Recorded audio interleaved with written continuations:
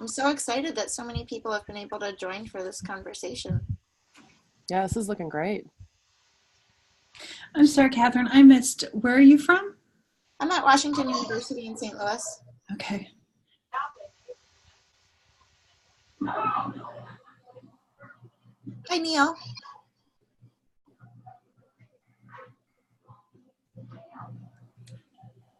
I see that Neil is on the call. Yep, I just saw his name come on up. It's awesome.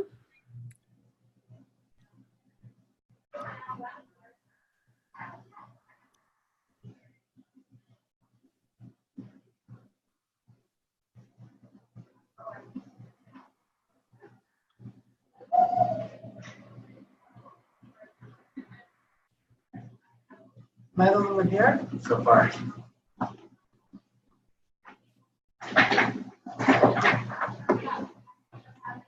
I'm going to see if I can make you the host, Lexi.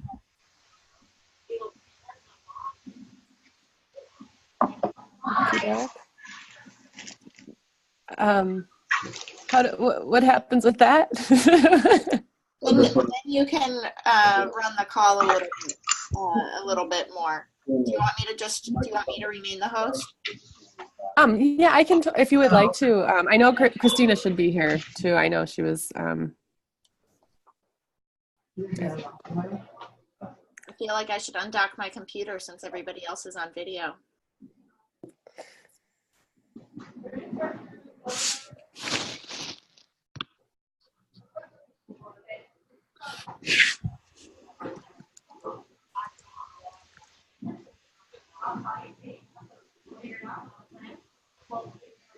Yeah, we did.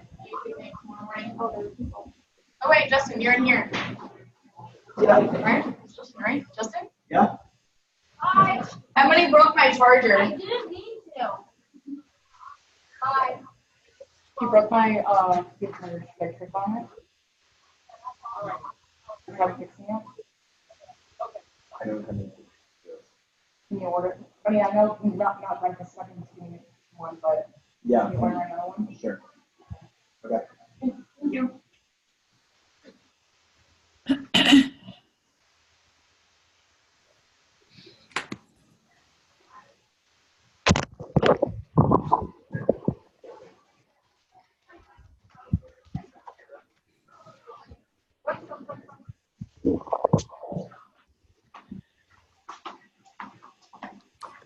Babe, he's going to be the first one who gets the season. Hello. Hello. Hello. Hi. Morning. I'm Ellen Rainville from Western New England University in Massachusetts. Hi, Ellen. How are you? I'm Cheryl Lucas, and I'm from Worcester State University in Massachusetts. Which university? Worcester State. Oh, yeah, Cheryl, look, I know your name. Oh, yes. Hi. How are you? Good. We have a few students that are coming in, but you can go ahead and get going. Okay.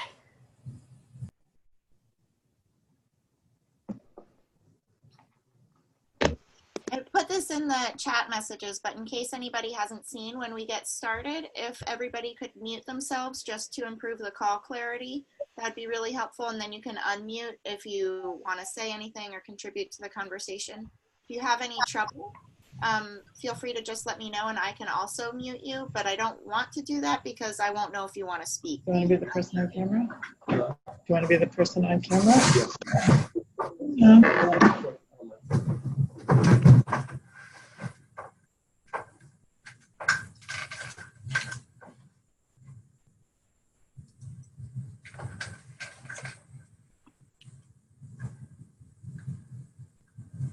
There's.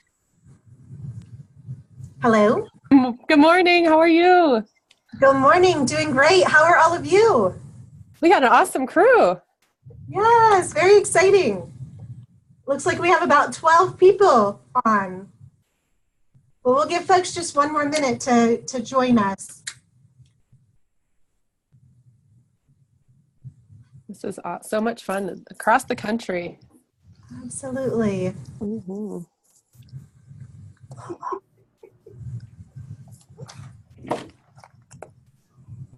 Also, I just wanted to give a little bit of a disclosure here. We are recording this call, and it started recording as soon as the first participant entered the call. I'm not sure yet what my editing capabilities are within Zoom, but just be mindful of what you're saying and also background noise since it is being recorded. Thank you very much, Catherine. Well, why don't we go ahead and get started? I know I have a meeting at 1 o'clock to attend, and you probably do as well. But thank you for joining us. I'm Dr. Christina Reyes-Smith. I am the Academic Engagement Co-Coordinator for COTAD, the Coalition of OT Advocates for Diversity. We also recently launched Cotaught Ed for educators, and the primary aim is to promote diversity and inclusion in our profession, promote the workforce diversity of the Centennial Vision, and ultimately to help move forward Vision 2025 with OT for all people, populations, and communities. So I'd like to introduce Lexi, who is one of our Cotaught Ed leaders and has been very involved with COTAD.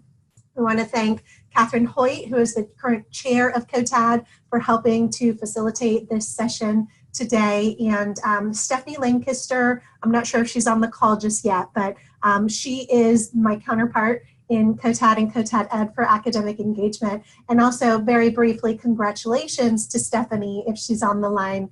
She was recently promoted to program director at her institution. So, Oh, congrats, Stephanie. That's great. Thank you. Thanks, Christina. Glad to be here. absolutely. So thank you all for being here. I didn't put together an elaborate PowerPoint, but I put together just a very brief, let's see, can you see my PowerPoint? Is it sharing? Yes, we see it. Okay, great. Just to kind of get us started with a little bit of background with regard to admissions, and we'll talk just a little bit about holistic admissions today, but also some other strategies related to promoting diversity within our workforce. And one major aspect of promoting workforce diversity is that those of us in academia have to accept that the onus is on us. If we truly want to see more diversity in our workforce, as we've seen in our Centennial Vision and as what is recommended by some different organizations that we'll take a look at in just a minute, we are the gatekeepers into the profession. And it's through our admissions process, through our recruitment initiatives and our community engagement, as well as providing inclusive environments for individuals. So I'll just provide a little bit of background information and some different strategic ideas, and then we'll open it up for sharing what other people have been doing with successfully and or lessons learned, challenges encountered, and we'll try to wrap up a few minutes before 1 o'clock. So I wanted to talk very briefly from a national perspective and global perspective. I'm seeing the World Fact Book on my screen here, but it's not coming up on the PowerPoint. But if you go to this resource through the Central Intelligence Agency, you can see some pretty discouraging healthcare outcomes data.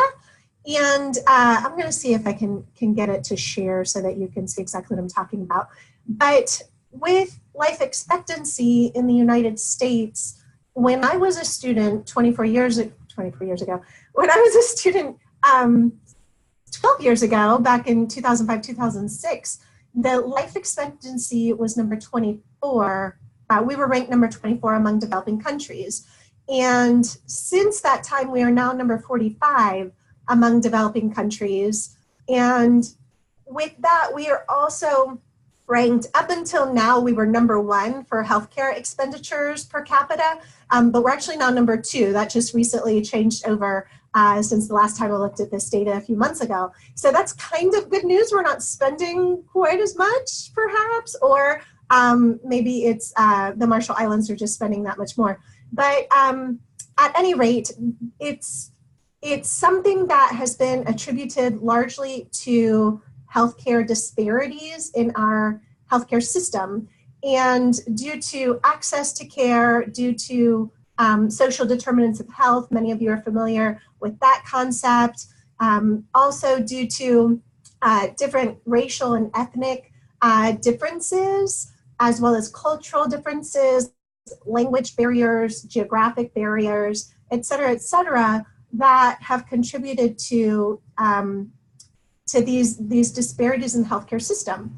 And so let me see if I can get this other document shared with you on the World Factbook. Are you able to see the CIA World Factbook currently? Yes. Oh, fabulous. Okay. So this is life expectancy at birth. So you can see all the other countries that are found before the United States here at number 43. And if you click on the US, you can get more information and details specifically under people and society. And so it's not just life expectancy. There are other features such as maternal fetal mortality rates. Levels of disability are not on here, but they are not good compared to other countries. So here's the life expectancy for males and females and compared to the world. The World Health Organization advocates for this biopsychosocial approach to health and well-being, where it's not just about the absence of illness, but really goes beyond that to a framework that really works very nicely within occupational therapy. So you can take a look at this at your leisure, but fertility rates were number 142 out of about 220. Here's the healthcare expenditures ranking as well. And infant mortality rate, we're at about 170. And so out of somewhere between 190 and 220. So with those factors, the Institute of Medicine back in 2002 created this report on unequal treatment in healthcare, looking specifically at racial and ethnic disparities and research data showing that when you account for other features of who a person is and what where they live and their education levels and these different components, that there are still differences. And so they created these 4 different report briefs that they published back in 2002. And I'm going to pull up the one about healthcare system administrators, what they need to know about racial and ethnic disparities. And while this is coming up, I do want to mention diversity and inclusion goes beyond racial and ethnic disparities. We now look very closely at religious differences and sexual orientation, LGBTQ differences, and disability status, many different components that may leave individuals susceptible to discrimination or bias due to their particular characteristics. But for the purposes of background, we are looking at some of these resources in particular.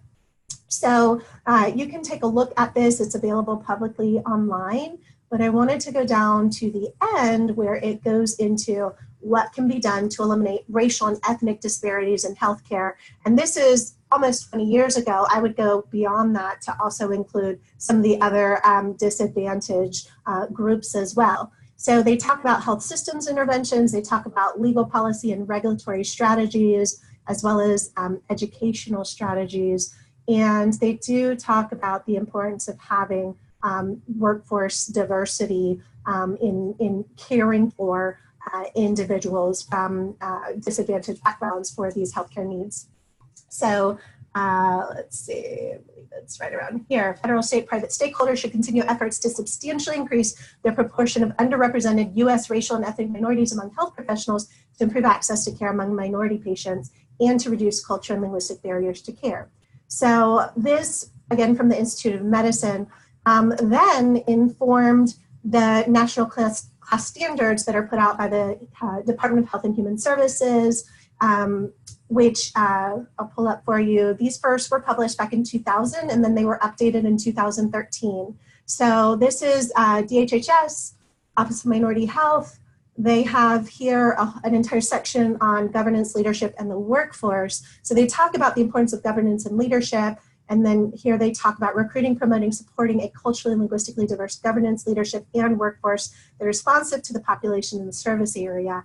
And then they also talk about educating and training governance, leadership, and workforce in culturally and linguistically appropriate policies and practices on an ongoing basis. And so this is a really seminal document. There's a PDF that's available. We recently at our institution provided a lecture series where each session each week was featured on one of these 15 standards. So we had a week that featured workforce diversity, and it was open to everyone in our university, employees, students. We're hoping to expand it to alumni in the future. And so this is sort of the big picture around workforce diversity. And I think a lot of the times we kind of we put the horse before the cart. And so I wanted to take a few minutes to provide this background. And then the last piece is around the American Association of Medical Colleges, who have been major proponents of holistic review in admissions practices, diverse workforce. Let me pull this up. Oh, I see what happened. Bear with me just 1 second, please.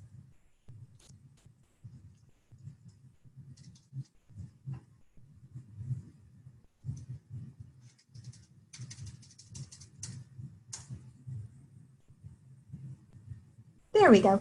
So the Double AMC looked at everything that came out from the IOM and from DHHS and really embraced this concept of diversifying the health professions. Shown that minorities are more likely to go back to serve underserved they also, when students are involved in academic programs together, they learn from each other in unique ways that they be able to learn elsewhere. Our societies are very diverse locally, state-wise, nationally. Many institutions are also looking beyond it globally and looking at ways to better prepare their students for working with diverse communities. And so having exposure to other students as well as to diverse populations has been an important component for academic programs for preparing future healthcare professionals. And so the legal piece is something that has been evolving. It has held up in the courts that having diversity conscious admissions practices are acceptable within very specific with some specific guidelines. And so these are discussed through the Association of American Medical Colleges Holistic Review. They have an entire array of resources available about holistic review. And so we, in occupational therapy, when we talk about it, we really have been using this as a guideline. So one other piece that I have to mention is that the Double AMC and the medical profession has gone so far around this diversity and inclusion concept that they actually have accreditation metrics that academic programs are held accountable for related to diversity and inclusion initiatives. And they go into what kind of pipeline programs are available, what kind of admissions practices are utilized, what kind of faculty are available. So we really have a lot to learn from the medical profession as a profession in OT. So 4 core principles that they promote are that with holistic admissions processes, the criteria can be broad-based. They have to be clearly linked to the university or the school's mission and goals. That's important, and it has to be documented as well. And promoting diversity is an essential element to institutional excellence. That's a really important concept because many people would say if you don't have diversity, you don't have true excellence within your organization. And so these are all tools that can be utilized in your academic programs to advocate for positive change in this area.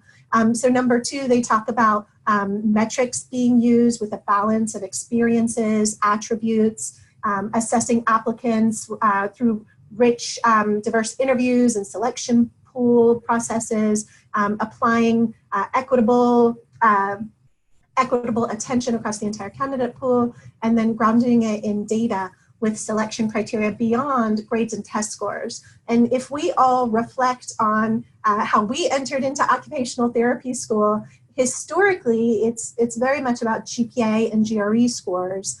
But to be a good OT practitioner, I think we would all agree that there's a lot more beyond grades and GPA to be successful. And so it really is about looking at those other skills, non-academic skills, in addition to academic skills, with regard to the students that we are bringing into our programs and subsequently into our professions. So third, admission staff and committee members giving individualized consideration to each applicant, how they may contribute to the learning environment in the academic program, as well as to the practice. And they talk about to medicine, but certainly there are applications to occupational therapy practice as well, specifically.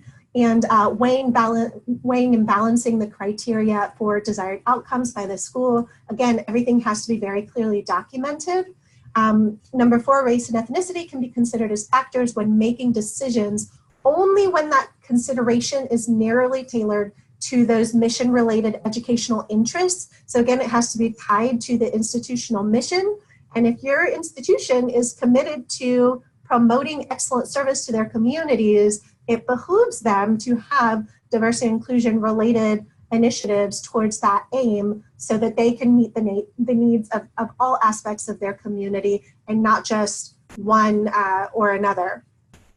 So they also talk about having goals associated with student diversity, having a broader mix of factors, so an array of diverse factors that are considered, which can include personal attributes, experiential factors, and demographics as well.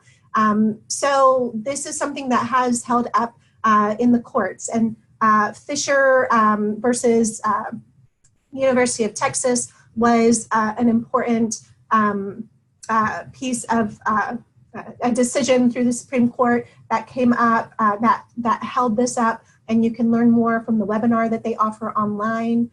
Recently, just a couple months ago at Harvard, there was a lawsuit for Asian Americans who were talking about bias in the admissions process against Asian Americans. And so that, I was trying to look a little bit deeper into it in preparation for this.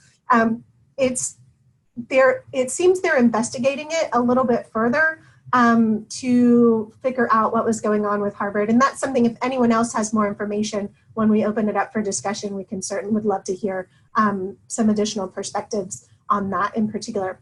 So some other resources are listed here. And then also, if you can do a review of current literature with regard to holistic admissions in research and across multiple professions, nursing, dental, medicine, PA, there is evidence that is evolving to show interviews and different types of interviews for diversifying student bodies. There's something called a mini interview where it's very brief and frequent, and then there are group interviews that can take place, and then there's also the traditional interview.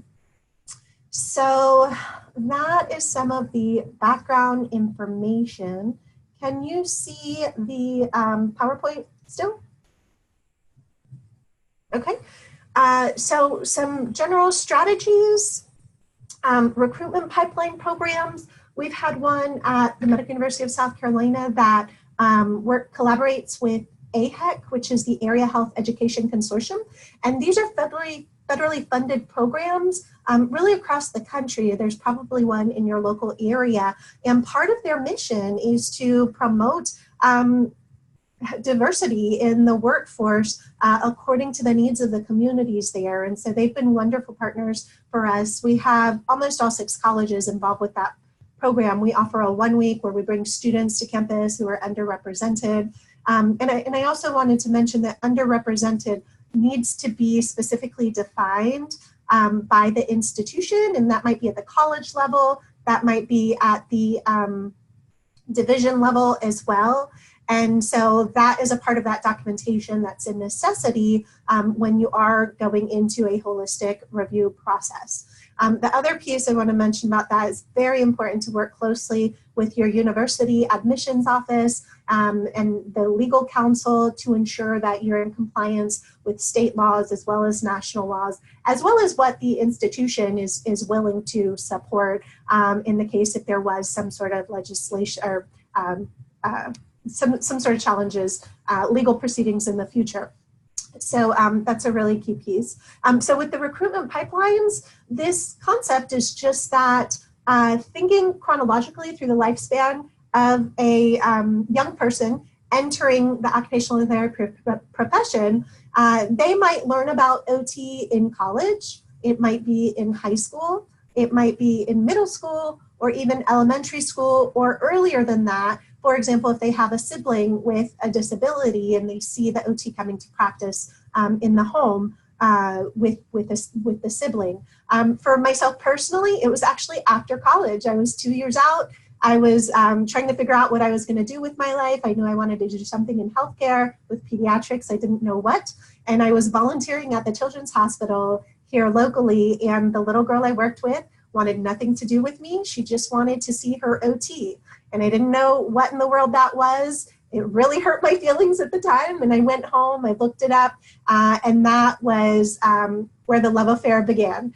And so here I am now. I'm so grateful for that. But I'm very passionate about recruitment and spreading the word about OT and what an amazing career it is for all people, for reaching beyond our traditional populations. And again, helping to ameliorate some of those disparities in our healthcare system.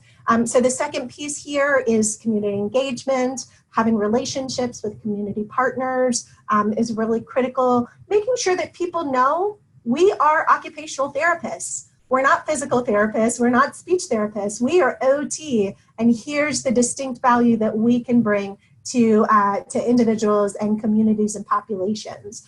We also have had great success collaborating with other academic programs at our institution. A lot of them have been doing this for a while, as I mentioned earlier, with holistic review and with diversity and inclusion initiatives. Dental and nursing have also had accreditation requirements around diversity and inclusion, and so we've learned a great deal from them. There have been some institutional partnerships. Historically Black colleges can be a great resource, setting up special trips or contacts or webinars, things like that. You can target also in your community certain student organizations. If there are particular areas of your applicant pool that you're wanting to increase the competitiveness and the competitiveness of your qualified applicant pool, you can be very targeted and specific.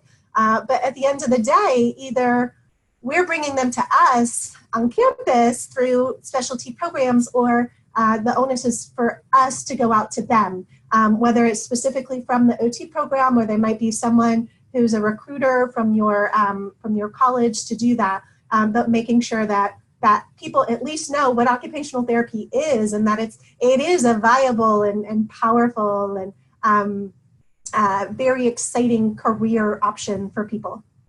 GRE prep is another piece that I included here. There are free resources available through local libraries, and so I share that with all of our applicants when we're talking about GRE prep. I think a lot of students don't realize, prospective students don't realize how much the GRE is typically weighted. I know for us, we've significantly decreased it, but it is still a part of our admissions criteria, and so getting them connected with resources whenever possible. Making sure that our admissions policies and guidelines are very clear on our websites. If you have individuals who are their first in their family to even go to college in the first place, there's a learning curve that goes along with this process of application and admissions, and it may look very different to go to graduate school versus undergrad or tech school in history. So making sure that everything is clear and getting those complete applications, that's been one of the challenges that we've been encountering recently. And I'm getting a little bit of echo. Maybe if you don't mind muting your speakers or your microphones. Christina, while we're taking a sec, we're still seeing the holistic review screen from the AAMC. Oh, okay. If you want to jump, but then I'll hit my mute here.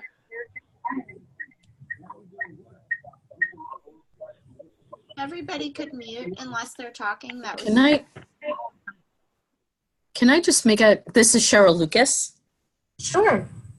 How are you? Can I just make a comment just quickly about the GREs? This is definitely my personal bias, but I do want to just, put it out there for food for thought. The other piece about the GREs is that it's very expensive to take the GREs. And so there's a lot of students who, they'll have these resources to try to, get a decent score. But yet, if they don't have, we have many students that can afford to take it 2 or 3 times, which is actually going to make a difference in terms of what a person's final score is. So if you don't have $250 to continue to keep taking it, Yes, absolutely. is excluding people that may otherwise, be okay. So I just want to put that out there. Thank you. And we piloted a program last year 2 years ago, before we had made the transition to holistic review. And you bring up a wonderful program, or wonderful problem, wonderful point. That's the word I'm looking for. Where we were able to partner with Kaplan to have a discounted rate for students, and we brought them to campus. We subsidized the cost of the GRE prep for them through our strategic planning funds, and they were able to do an online program through Kaplan. They were able to take a test through Kaplan. We administered it here, even though it was a practice exam. And the students reported that it wasn't enough time. It was a very stringent 8-week curriculum for them with the timeline in order to meet our admissions deadlines, unfortunately. So we put that on hold for now in order to make the holistic admissions transition. But that was one strategy, and I'd love to hear some other strategies in a few minutes for what other students are doing around the GRE. Are you able to see the PowerPoint now? Okay, great. Sorry about that. So let's see, building the qualified applicant pool, clear policies and guidelines, sharing resources, holistic admissions, we touched on the documentation. You have to document past attempts and show that you've tried other strategies without racial and ethnic factors, and you're still not getting the applicant pool and the student body that you would like. All that has to be documented, connected to the institutional mission, defining underrepresented minority applicants and students, working closely with admissions and legal, the interview styles we talked about briefly. Unconscious bias training is something that we are considering for our interviewers. We have faculty, currently 2 faculty and 1 clinician who are interviewing, and so that might be something that we will add next year. And then the centralized application service is something that we're looking to transition to in the next year or 2. That has been a tool that some institutions are using for reaching more diverse candidates nationally. And there have been some mixed results with that piece of it, but at least from exposure, it's very helpful to promote your academic institution, and also it's beneficial to the students, again, with that cost. They send their transcripts directly to to the CAS. They send their reference letters there, and so they don't have as many fees in the long run when they're able to use the CAS for their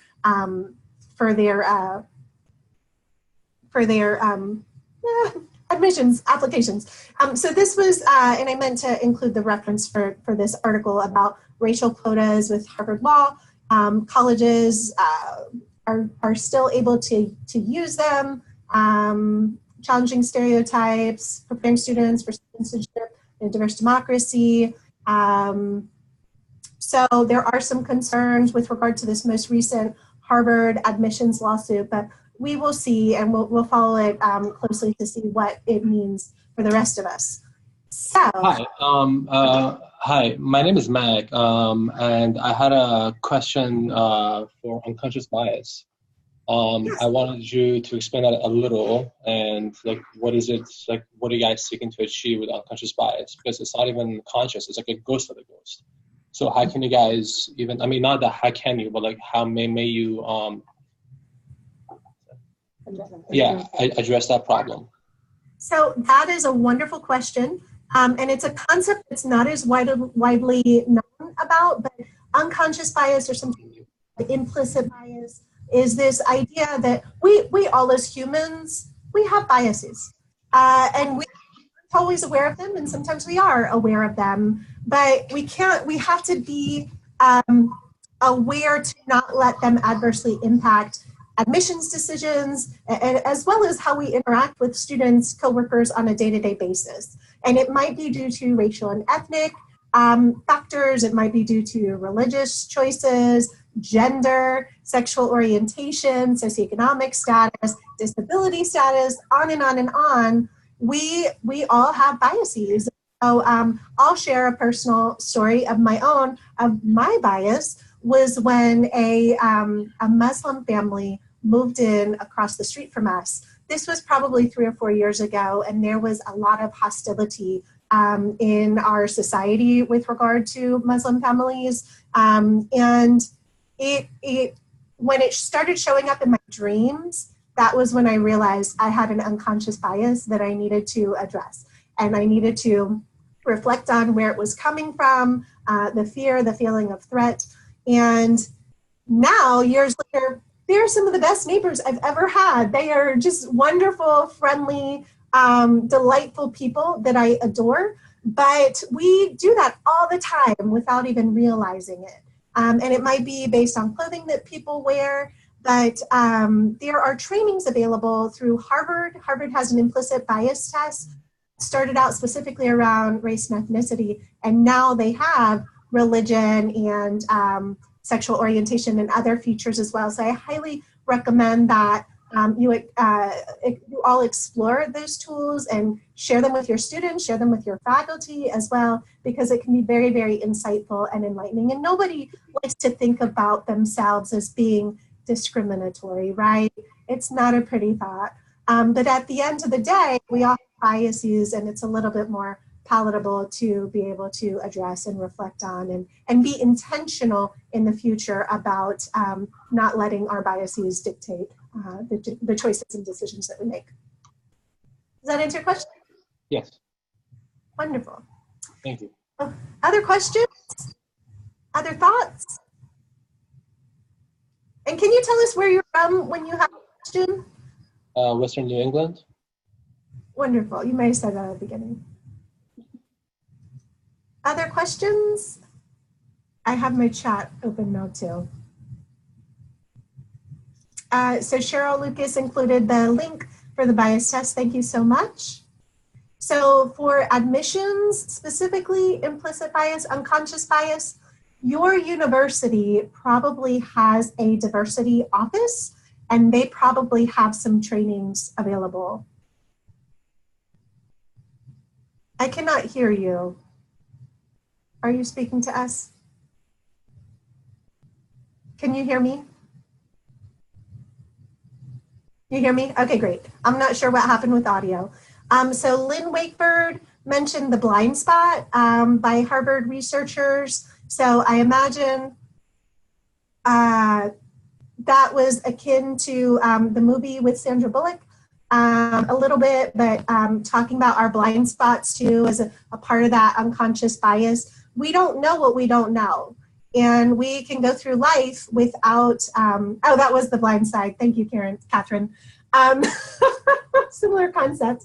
But we don't know where our blind spots are, just much like in a car when we're driving. And so sometimes it's having conversations with other people to help us. And at the end of the day, just interacting with people who are different from ourselves to get that exposure and to be able to learn more, whether it's in healthcare settings or local communities, restaurants, maybe attending a different religious service from what you're typically used to, or taking someone for coffee and just having some of those difficult conversations. All right, so I'm not sure from Western New England with the audio. It looks like it is muted, but I don't think I can change that on my end. Yes, sorry. There we go. Okay. Yes. Did he have another question or He something? just actually left the room, but Yeah, he didn't have another question. well, I think he was interested in a longer discussion about how do you address implicit bias and how do you recognize it in yourself, et cetera. But when we're unmuted, we're discussing things we can actually do to follow up on your recommendation. So this is a great catalyst for us. Thank you, Christine. Wonderful. So some other resources through COTAD. We have a website, cotad.org. We have a toolkit that our members have developed with a number of different activities that can be done with students or in the community to raise awareness about diversity, about inclusion in general. Also, through Georgetown University, there is the National Center for Cultural Competence that has a number of different assessments around culture and diversity. I think you have probably over 20 assessments available there that we can that can be used for training purposes. There's a new assessment that I came across recently, just in the last couple of days, and it's a diversity assessment that was published in 2015. There was a survey that's being sent out to occupational therapy programs, and I can try to figure out the name of that if anyone is interested. Other resources around unconscious bias or implicit bias that anyone is aware of? I also wanted to add that on the COTAD website, there's a couple of YouTube links. One of them goes to the COTAD media page. One of them goes to just kind of a playlist of videos. That one thing that you can do because I know implicit bias is something that's difficult to identify sometimes in ourselves, and it can be a challenging conversation to have with others. So sometimes opening up with just a video kind of defining what it is and that we all have biases and opinions that we may form faster than we're even aware of. So sometimes starting with something like that. So feel free to check out our YouTube list, or if you have any suggestions or additions, please email them to any of us and we'll add them. I think sometimes starting with education can help about what the concept is, and then moving on from there to, do we think this influences some of our admissions processes? And if so, what should we do about that? Most universities, as Christina said, do have a diversity and inclusion office, but not all. And if they don't, there are a lot of resources at other universities that you can see, available PowerPoints. There are available trainings that you can pay for to have faculty or staff complete. And then, assessments that you could do if you wanted to determine where your faculty, staff, or admissions team currently stands. But a lot of those, I think, are mostly encouraged not to necessarily share, because it is something that is so personal, and a lot of people maybe won't answer as honestly or truthfully if it is going to be shared. So I don't know that I would want to collect that kind of data necessarily. This is Cheryl Lucas again. One of the things that I do with my students, I do use the Culture and Occupation book by Shirley Wells and Roxy Black. And in there are some different types of student activities that sort of talk about how comfortable are you being next to someone of a certain group? How, would you talk to someone in a certain group? And this, again, is a personal sort of, I use it as a professional way for students to really understand where they're feeling. I don't look at it. I don't do any of that. I just ask students to be honest with themselves about it. And I think that they're able to also really look at, what kind, really examine when you ask them certain things. Like, for an example, there's a question on a neo-Nazi. Would you be willing to work with a neo-Nazi client, right?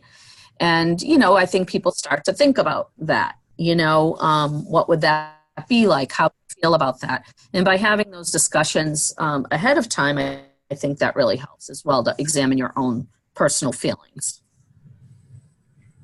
Christina, I really like the idea of, we know that we should talk about cultural humility for our students, and to broaden their and the depth and reach of their cultural awareness and cultural humility. But to bring that to anybody involved with the admissions process, I think is a really good idea and very pertinent to this conversation and this topic.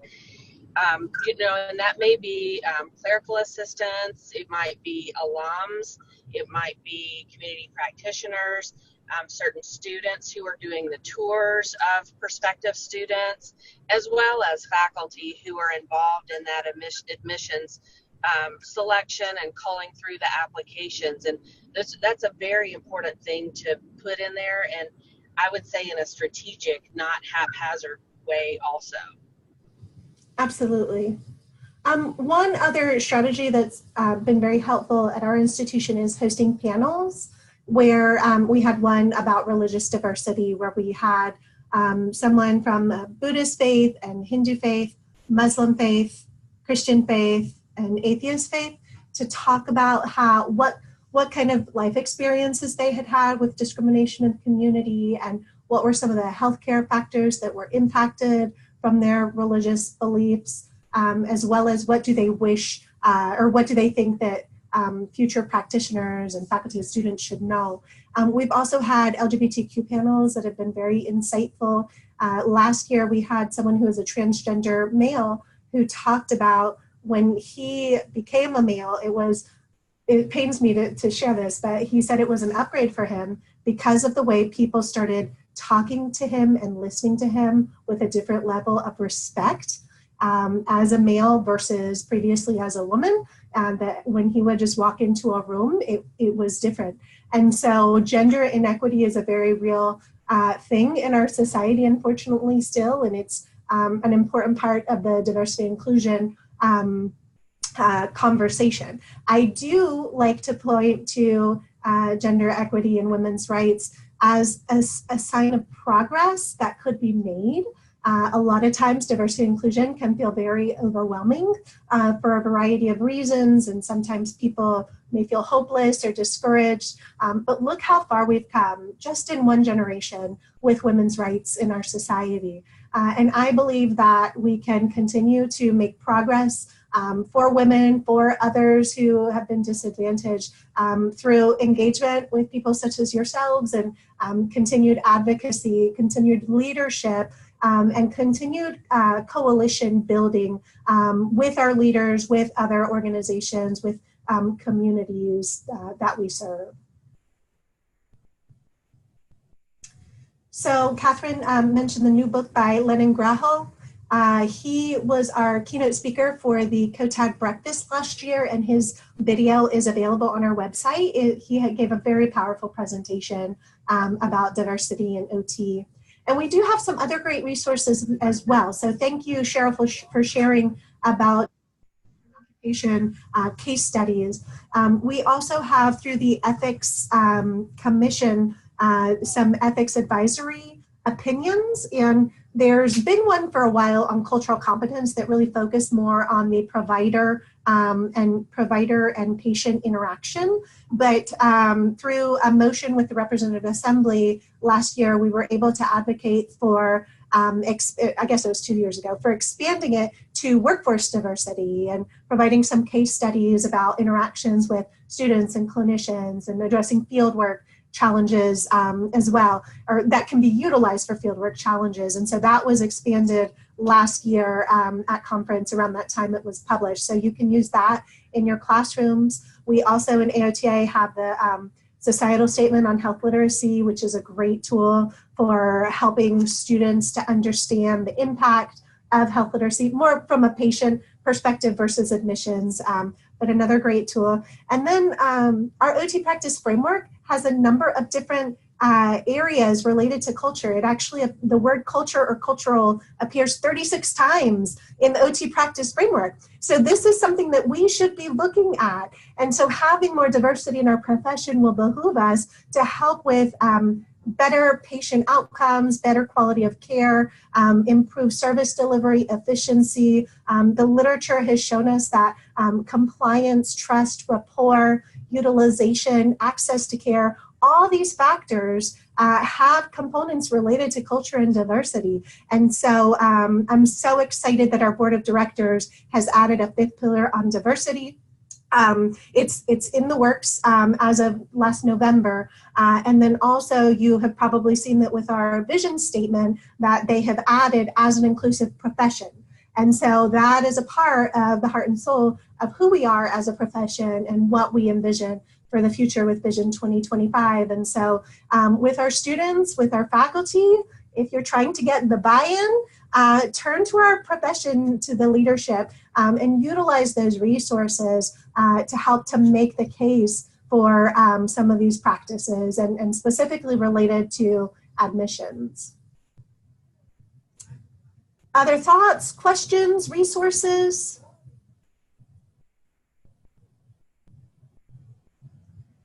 COTAD Ed, as I mentioned earlier, we started a year ago.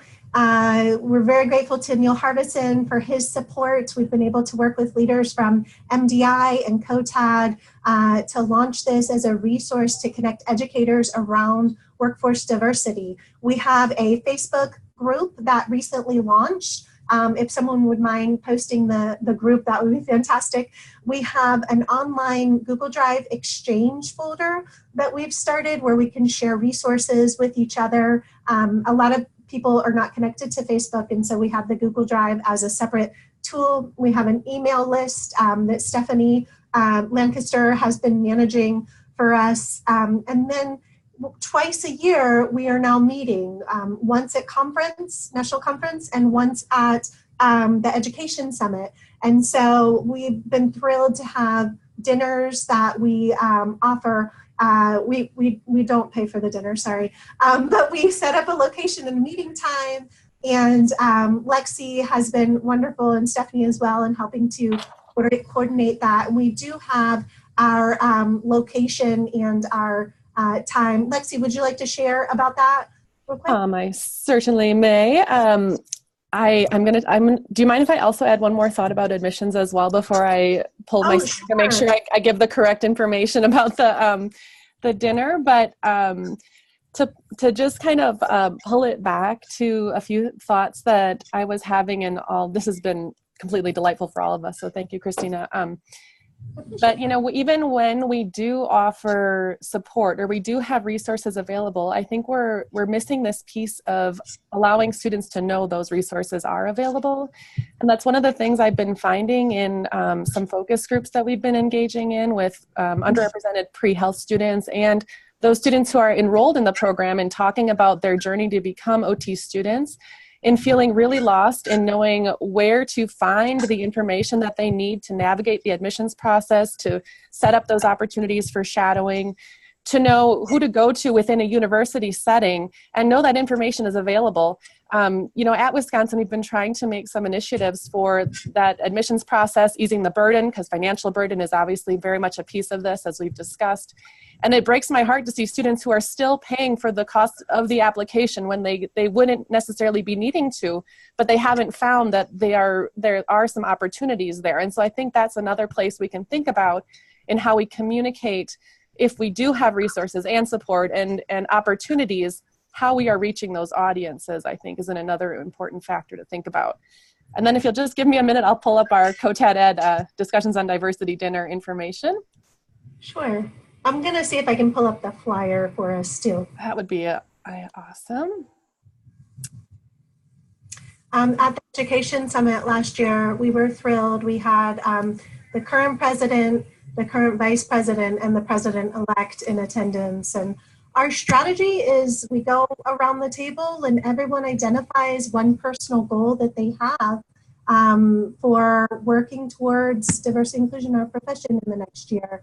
And with COTAD, that has been our strategy, and it's been very successful. We offer our minority mentorship program that's been widely successful. Catherine Hoyt's been very involved with that. We have the toolkit development. We present at conference each year at the Education Summit and also at the National Conference. We have a Conversation That Matters too. We have a 3-hour workshop we're conducting this year.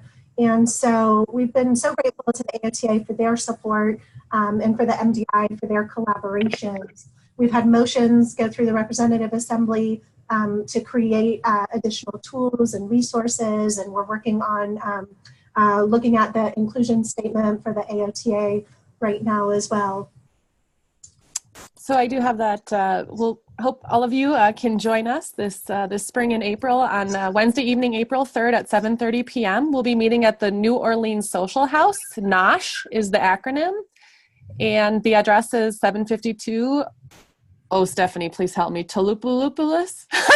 Taloupoulos? I'm so sorry. I've never been to New Orleans. I'm really excited to go. But we'll have the flyer available. I'm sorry. My pronunciation was terrible. Okay. Good effort. Please join us. Yeah, right. So we just have a few more minutes. We have a quarterly newsletter through COTAD that you can get on all of our work. Oh, we have COTAD Awards for the first time, where we're going to present at our breakfast a COTAD Faculty Award, a COTAD Mentorship Award, and a Chapter Award. We have student chapters that have been popping up all over the country under Arame Anvarizadeh, her leadership. She has quarterly calls with them for students. So go to our website at cotad.org if your students are interested in starting one at your institution. But there's more information about the awards on our website. We have tools for working with the Spanish-speaking community. You can get information on our board members. And we have a service project that we're coordinating for the conference this year. It'll be on Sunday morning. We're looking at potentially working with one of the homeless organizations there in New Orleans. So do some more information about that. And we have COTAUT Ed, where I'm going to go ahead and share that so you can see it. It has our flyer on it. But other questions, other resources?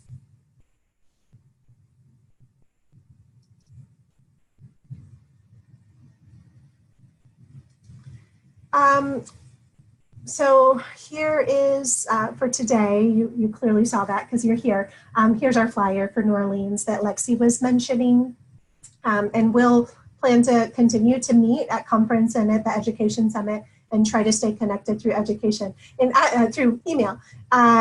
In academia, everyone is so busy and it's so hard to make time for this, but we are also excited about it and we want to support you. We've given talks to students. I have one scheduled in a couple weeks to provide a webinar. Our members have gone to state association conferences as well to provide talks about diversity and inclusion and resources and how it fits within occupational therapy. My personal hope is that we will emerge as leaders in culture and diversity and inclusion one day. We have a ways to go in building our workforce diversity to achieve that. But at the end of the day, everything that we do on a day-to-day basis through our activities of daily living has some sort of cultural root to it. The clothes that we wear, the things that we eat, the activities we engage in, where we work, how long we work, what we do after work, what we do for fun, how we interact with our families, how we communicate with each other. Culture make up who we are. And so this is an area that occupational therapy should really be immersed in. And so we look forward to working with all of you in the future and seeing what will continue to evolve for our profession. With admissions, your interview questions can also ask questions related to service with diverse and underserved communities. That is something that we are looking for with our applicants. And we made a list of the top 10 characteristics we were looking for in future occupational therapy students and practitioners. And cultural sensitivity was a piece of that, as well as good communicators, organizational skills, et cetera, et cetera. So if you're making that transition to admissions, it's time to do some soul searching for your academic program and ultimately what your mission is at the end of the day and what it's going to take to get there. So thank you so very much for your participation. Feel free to contact us through the COTAD website. And if it's a COTAD Ed question, our email, Catherine, correct me if I'm wrong, cotaded@gmail.com. All right. Well, I'll be on for just a couple more minutes. Thank you so much, and have a fabulous weekend.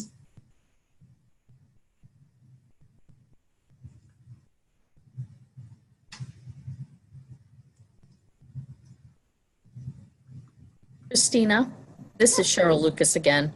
Hi, Cheryl. How are you? I was wondering if you've heard about the Casper system. I did an information session yesterday with them, and it's a group of people who they're using as part of a holistic admissions process to look at professional behaviors and responding to sort of videos, like almost like a what would you do kind of thing. And I just was wondering if anyone has ever seen that or heard of that or anything like that. No. Would you mind posting a link in the chat? Sure. Let me see if I can get that from her. So it was a very interesting piece because they've done a lot of research, and they're using them for all medical professions. And essentially, students would go online and do this, and you would get the results of how they did in sort of these 10 different professional behavior categories. Okay. So it was kind of interesting. So let me see if I can get the link to the person. Thank you so much. The recording will be shared on the website. I think the chat will probably be a part of that as well. This is my first time using Zoom in this way, so thank you for bearing with me. I actually have to run because I have a faculty retreat, and I was told everyone needs to be on time. So thank you, Cheryl, for sharing that resource and the others as well. I will certainly look it up. But thank you to Catherine, to Lexi, to Stephanie, and to everyone for attending today. And I'm so sorry I have to run. But thank you again. Take care. Happy weekend to you all. Thank you, Christina. Thank you. Bye-bye.